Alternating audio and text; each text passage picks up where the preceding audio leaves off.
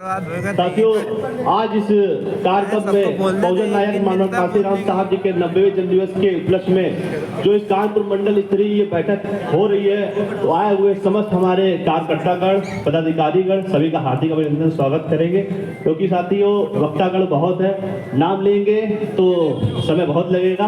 अपनी वाणी को शुरू करने से पहले जैसा कि हमारे बहुजन समाज पार्टी में नीत है, हम अपने महापुरुषों का सम्मान करते हैं। सर्वप्रथम परम बोधिसत्व भारत रत्न B.R. अम्बेडकर साहब के चरणों में श्रद्धा सुमन अर्पित करते हुए गरीबों, दलितों, शोषितों के मसीहा बहुजन नायक मानव कांसीराम साहब जी के भी चरणों में श्रद्धा सुमन अर्पित करते हुए आयरन लेडी, भारत की सेनी, देश की भावी प्रधानमंत्री, हम सबकी बहना, हम सबकी नेता आदरणीय बहन कुमारी मायावती जी को नंदन अभिनंदन करते हुए यहाँ पर बैठे आज के हमारे कार्यक्रम के मुख्य अतिथिगण, विशिष्ट अतिथिगण, जिले के पदाधिकारीगण, मंडल से आए हुए समस्त पदाधिकारियों का हम इस मंच से हार्दिक अभिनंदन एवं स्वागत करते हैं। साथियों, जैसा कि आपको हमने जानकारी दी कि बहुजन नायक मानव कांसीराम साहब का जो ये 90वें जन्मदिवस हम लोग ये यहाँ पर मनाने का काम कर रहे हैं, तो यहाँ जितने भी आज कार्यक्रम में जितने भी यहाँ पर एक कार्यकर्ता, पदाधिकारी, विधानसभा स्तर के पदाधिकारी, सेक्टर और बूथ से जितने भी लोग आए हैं, सबसे पहले तो ये प्रण कर लेना है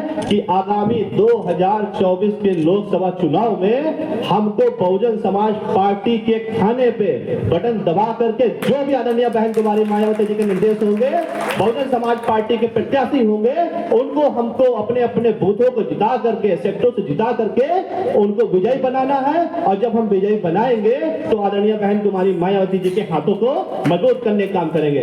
क्योंकि निश्चित तौर पे आप ये मान लीजिए कि ये 2024 का लोकसभा का चुनाव हमारे लिए संघर्षशील तो है ही है, और रिजल्ट आपको बहुत चौंकाने वाले मिलेंगे, अच्छे मिलेंगे। क्योंकि शायद हो सकता है, क्योंकि हमारे महापुरुषों ने कहा है कि 21वीं सदी तुम्हारी है। यदि 21वीं सदी हमारी है तो अब वो समय आ गया है कि देश के लाल किले में आज हमारी बहन जी, हो सकता है आने वाले समय में बहन जी वहां से तिरंगा फहराने का काम करें। और लाल किले से जब वो बोलेंगी, देश की प्रधानमंत्री की कुर्सी पर जब वो बैठेंगी, तो शायद जो हमें हक अधिकार अभी तक नहीं मिले हैं, क्योंकि आदरणीय बहन कुमारी मायावती जी ने 4 बार उत्तर प्रदेश के अंदर शासन किया, सभी ने देखा है। 1995 में मात्र 4.5 माह, 97 में आपका 1 वर्ष, 2002, 2003 में 18 माह, और इसके बाद 7 से 12 का जो 5 वर्षीय 60 माह का जो कार्यकाल देखा, सभी ने देखा है। साथियों, जिन महापुरुष का हम आज जन्मदिवस मना रहे हैं, आपको बताना चाहते हैं कि 14 अप्रैल सन 1984 को बहुजन समाज पार्टी की जब स्थापना हुई, तो उसके 5 साल के संघर्ष में ही 3 सांसद और 13 विधायक हमारे चुन के आ गए थे। 3 सांसद और 13 विधायक हमारे जो है चुन करके आ गए थे। उस समय देश के अंदर बीपी सिंह जी की सरकार थी। बीपी सिंह जी की जब सरकार थी तो वो गठबंधन की सरकार थी। वो सरकार अल्पमत में आई, कुछ साथियों ने उनसे गठबंधन से हाथ खींचे, उनकी सरकार गिरने का नंबर आया।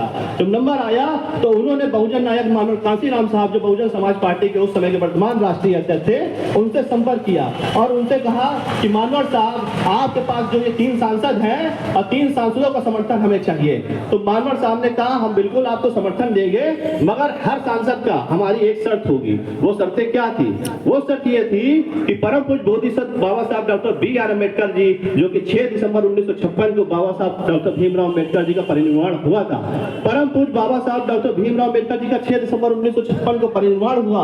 देश के प्रथम कानून मंत्री, भारत के संविधान रचयिता, भारतीय संविधान के जनक, और जिस यूनिवर्सिटी से वो पढ़ के आए, विदेशों की यूनिवर्सिटी से पढ़े, उन यूनिवर्सिटियों में, आज कोलंबिया जैसी यूनिवर्सिटियों में जब 300 सालों का इतिहास निकाला जाता है और पूछा जाता है, कहा जाता है कि अभी तक यहाँ का सबसे होनहार छात्र कौन रहा, सबसे ब्रिलियंट छात्र कौन रहा, तो वहां से जानकारी आई कि अभी तक इस कोलंबिया यूनिवर्सिटी में जो भी अभी तक छात्र पढ़े हैं, तो अभी तक उसमें सबसे ब्रिलियंट छात्र परम पूज्य बाबा साहब डॉक्टर भीमराव अम्बेडकर जी जो है यहाँ से आए हैं।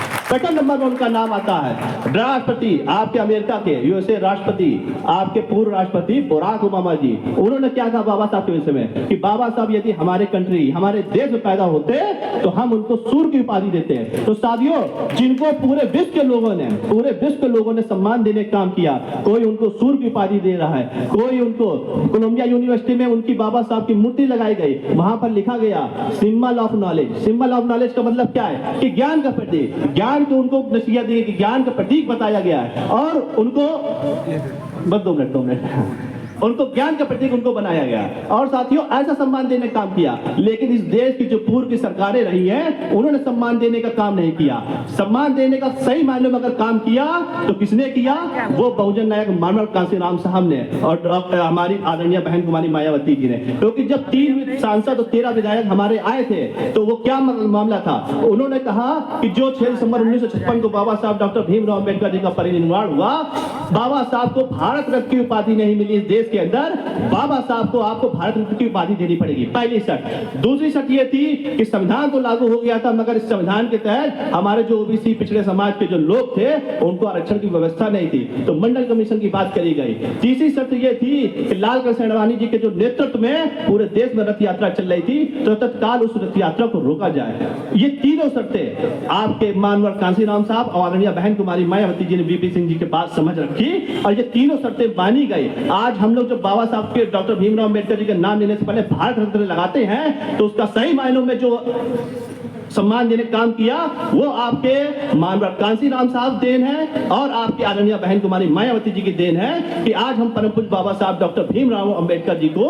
भारत रत्न की उपाधि देने का काम कर रहे हैं और उनको सम्मान देने का काम कर रहे हैं जो उनके नाम के पहले लगाया जाता है। साथियों, बस सिर्फ यही अपील है, क्योंकि पहले भी हमने कहा कि आगामी 2024 के लोकसभा चुनाव में आदरणीय बहन कुमारी मायावती जी के जो भी कैंडिडेट होंगे, हमारे जो भी कैंडिडेट होंगे, बहुजन समाज पार्टी के जो भी सिंबल में लड़के आएगा और जो भी निर्देश होगा आदरणीय बहन कुमारी मायावती जी के, हम सबको पालन करना है और अपना एक एक वोट, पड़ोसी का वोट, रिश्तेदारों का वोट, अपने मिलने वालों का वोट आदरणीय बहन कुमारी मायावती जी के निर्देश पे हमको उनको दिलाने का काम करना है। साथियों, ज्यादा समय ना लेते हुए अपनी वाणी को विराम दे गए। सभी को जय भीम, जय भारत।